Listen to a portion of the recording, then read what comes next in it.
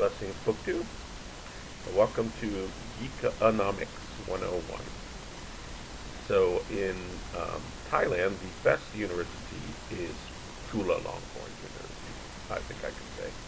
There's a couple other big universities that are best for a few other things, but in like humanities, Chulalongkorn is the best.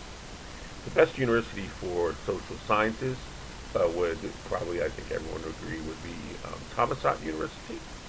They have their main campus actually right by the Great Palace and all that, so you might walk past there if you ever sightseed in Bangkok. However, the main big campuses of these universities are out in Rangsit on the sort of edge of the city. And I was honored to teach at Thammasat University. One of the cool things about teaching at Thammasat University was I got to teach some very interesting different kinds of English classes. As much as teaching literature is always going to be my favorite by far. I rarely get to. You can get a bit bored, after 30 years teaching, doing some of the basic language classes over and over. But at Thammasat University, I got to teach English for law, English for engineering, and other things like that, which is really great. And I taught 3 sections of English for economics. Now you would have thought, like, as a good Marxist, socialist, revolutionary guy, I would have jumped at the chance to indoctrinate my students, and that I would also, you might think, have a better economic background than I do. But in fact, I didn't bore them with Proudhon, Fourier, Saint-Simon, the utopian socialists that I like. I think I did do one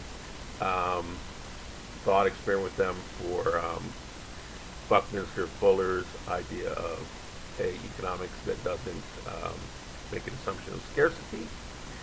And I think I did another thought experiment that was very interesting, the John Rawls' original position. But basically I stuck to the course, which is mainly microeconomics. And that's because two reasons. One is the kids were supposed to already have had the concepts, and I was supposed to be just undergirding it with the English vocabulary. That did not end up being the case. The second is that I didn't know any of the basic economics, so I had a textbook, and I was basically a couple of weeks ahead of the kids in learning PPD curves and all this kind of really technical, very basic stuff.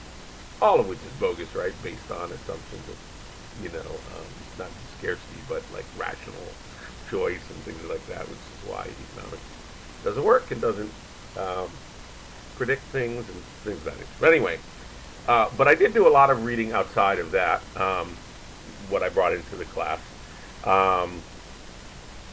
And a lot of it was really fun, and I want to share it with you. If you think economics is boring, let me tell you, there's some very interesting economics books out there, if you look hard enough. So I started with Freakonomics. Freakonomics, if you don't know, was a phenomenon by Stephen Levitt. He let the chips fall where they may. I suspect he's left-leaning, but he didn't care if the numbers pointed in a certain direction. That's where he went. Most notably, he got a lot of trouble because he traced the drop in crime rates to abortion. So he posited that a lot of these lower class children were not being born that would go on to be committing these crimes, which makes him sound like a fascist. But that's just the way the numbers went, and that's how he presented it. And he doesn't care. All right, so that was a lot of fun, and there's great articles in there like why drug dealers live with their grandmas, and they're supposed to be these high rollers, and all this other kind of fun stuff. But I wanted to read more around Asian topics, since obviously, I was teaching in Thailand.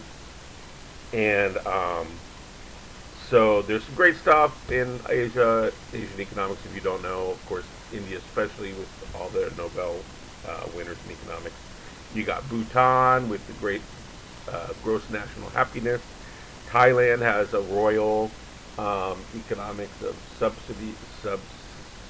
subsistence economics model, which is really great. But let me tell you some of the books that I read. Let's start with Larry's Kidney, being the true story of how I found myself in China with my black sheep cousin and his mail order bride, skirting the law to get him a transplant and save his life. So the organ market in China, very fun book, very interesting romp, quite an adventure story.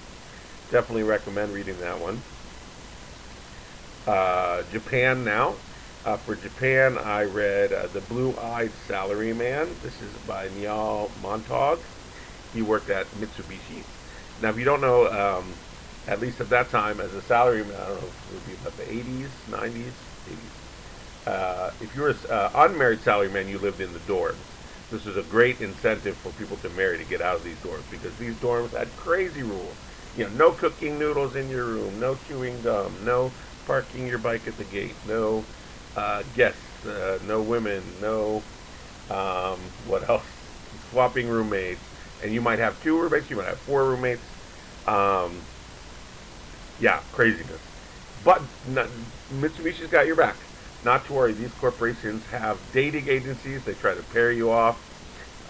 It's a great, really interesting look at Japanese work culture, obviously from a Westerner viewpoint. Okay, so another one now, North Korea.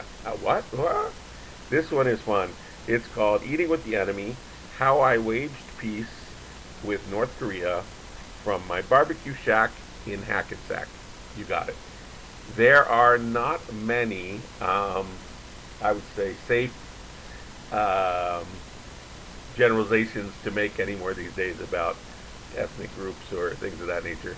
But I think I'm going to go out on a limb and I'm going to say Koreans like their barbecue. I think I'm safe. I don't think they're going to come for me. I think Korea. I'm sure there are some vegetarian Koreans, but Koreans like their barbecue.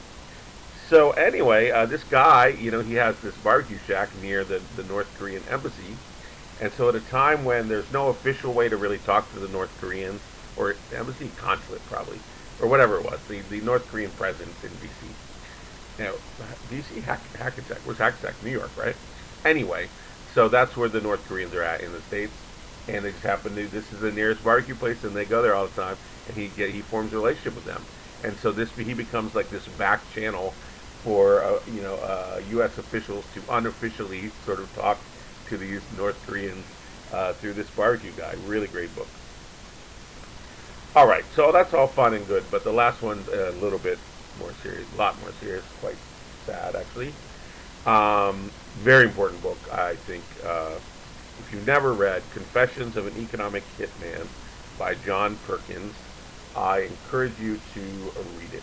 I believe there's a new one which I haven't read yet, but basically these are the guys that are sent in by corporations, World Banks, IMF, funds, maybe USAID, I don't know, the big players in development to sort of tell countries how to run their economies, right?